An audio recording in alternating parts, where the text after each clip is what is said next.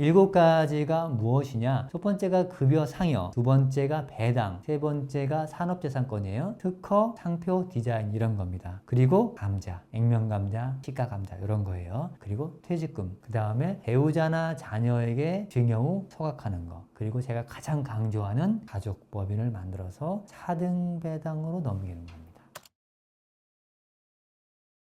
첫 번째가 대표님들도 급여를 받으실 수 있잖아요. 상여도 받을 수 있고, 연봉이 2천만 원 미만의 대표님들은 거의 없기 때문에 보통은 가장 많으신 분들이 1억 2천이에요. 한 8천만 원 조금 덜 가져가시죠. 세금 한 4, 5천 내시고. 두 번째 방법이 배당 받는 거예요. 다행히도 좀 부지런하거나 대표님들께 관심이 많으신 비장세무사님들이 배당 받으라고 합니다. 그래서 1년에 2천만 원, 4천만 원, 5천만 원, 1억씩 배당을 받아요. 그럼 이 배당은 2천만 원까지 는 분리과세로 15.4%로 원천 징수를 합니다. 그리고 1억을 예상하게 되면 나머지 8천만 원 있잖아요. 급여 상여 여기에 합산됩니다. 그래서 연봉이 1억 2천이었던 분이 2억이 돼버려가지고 세율이 확 올라가요. 그리고 8천만 원에 대한 건강보험료 추가로 냅니다. 그래서 처음 배당을 받으신 분들이 10월달 되면 막 짜증을 내세요. 왜냐면 10월달에 건강보험료가 추가로 나오거든요. 세 번째로 산업재산권 전 영상에서 말씀드렸는데, 이게 좋은 게 뭐냐 면 대표님이나 대표님 가족분들 중에 회사에서 실제로 근무를 하시면서 디자인이나 상표, 특허를 개발했을 경우에 10억을 하면 무려 60%를 경비로 인정해 줍니다. 대단하죠? 그럼 4억 남아요. 4억에 대해서만 세금을 소득세로 냅니다. 기타 소득인데, 기타 소득이 급여나 배당에 또 합산돼요. 안타깝지만 이게 그래서 내 소득이 합산되니까 4억이면 기존 연봉 1억 2천이 있었기 때문에 이분의 소득은 5억 5천이 돼요. 그럼 이때 세율이 무려 42%입니다. 여기서 쓰는 카드는 뭐냐? 산업재산권으로 6억을 받으시면 60% 빼고 실제로 8억 이상을 받으시게 되는데, 그때는 급여를 한 2, 3년간 받지 마시라 이렇게 저희가 안내를 해드립니다. 급여를 안 받으면 1억 2천에 대한 소득세하고 건강보험을 안 내시잖아요. 굳이 다 받아가지고 세금 많이 내지 마시고 이런 전략을 써드립니다. 네 번째가 감자입니다. 감자는 주식 감자가 있고 지분 감자가 있는데, 유한회사들이 보통 지분 감자를 하고 주식회사는 주식을 감자를 합니다. 자본금 자체가 줄어드는 거예요. 종종 자본금이 20억이 있는 회사가 있어요. 주주는 3명. 제조업인데 한 30년 됐는데 계속 자본금을 25씩 갖고 있는 분들이 있어요. 그럼 이 자본은 제가 말씀드렸지만 이거에 평균 60%가 주식 가치로 반영이 됩니다. 만약에 이 19억을 뺀다 그러면 19억의 주식 가치 60% 빠지니까 증여하거나 승계할 때 굉장히 도움이 되겠죠. 그때 3명의 주주가 자기 비율대로 감자를 해버려요. 19억을. 예를 들면 대표님이 50%였다. 그러면 19억의 50%, 9억 5천을 세금 한 푼도 없이 뺄 수 있어요. 이게 액면감자입니다. 시가감자는 차액에 대해서 소득세를 내셔야 되는 거고, 자본금이 2억, 5억, 10억, 20억씩 있는 분들은 특별하게 자본금 규정에 걸리지 않는다면 주주별로 감자를 하는 것도 법인에 있는 돈을 엑시트하는데 굉장히 큰 혜택이 있습니다. 그다음에 다섯 번째로 퇴직금입니다. 퇴직금은 사실 과거에 많이 쓰던 카드였지만 지금은 이제 퇴직금을 중간연산을 못하게 막아놨잖아요. 하더라도 뭐 중병에 걸리시거나 집을 사거나 이런 거 아니면 안 되시기 때문에 퇴직금은 근무를 오래 하시면 오래 하실수록 세율이 낮아집니다. 평균적으로 봤더니 30년 정도 근무하시잖아요. 세율이 보통 7% 이하입니다. 20년 근무하시면 10% 이하예요. 10년 하시면 거의 한 15에서 20%고. 그렇기 때문에 5억, 10억, 20억을 빼더라도 급여에 비해서 4분의 1, 3분의 1밖에 안 합니다. 그래서 법인에 있는 잉여금을 정말 크게 뺄 수 있는 건데, 단점이 하나 있잖아요. 퇴직하셔야 되잖아요. 쉽지 않은 일이죠. 실제로 퇴직을 하셔야 되기 때문에. 그리고 요즘에 가장 많이 쓰고 있는 2가지 말씀드릴게요. 6번째,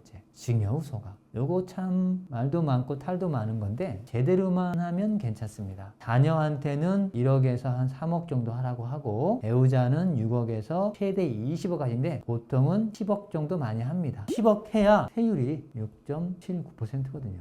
대한민국에 현재 이런 세금 없습니다. 법인에 있는 잉여금이나 소득이 10억이 생겼는데 세금 6.8% 내는 건 아무도 없어요. 현재로서는 증여 후 소각이 가장 적다. 그리고 제가 가장 강추하고 있는 있는 별 5개짜리 자녀법인을 빨리 만드세요. 큰 회사나 잉여금이 많은 회사들은 이 자녀법인 반드시 만들어야 됩니다. 자녀가 하나가 있건 셋이 있건 상관없어요. 자녀들이 결혼했으면 사위나 며느리도 넣으시고 손주들도 넣으셔가지고 기존에 있던 대표님의 좋은 법인에서 쌓여있는 잉여금 있잖아요. 자산 이전을 해주는 가장 핵심이 자녀법인입니다. 이 증여소각도 법이 바뀌어가지고 지금 1년을 기다리는데 자녀법인, 특정법인을 활용해서 하는 것도 지금 국세청에서 제 영상도 볼지도 모르는데 이렇게 하도 홍보를 하려고 나면 이 절세 포인트를 줄이거나 없애진 않겠지만 막을 수 있겠죠?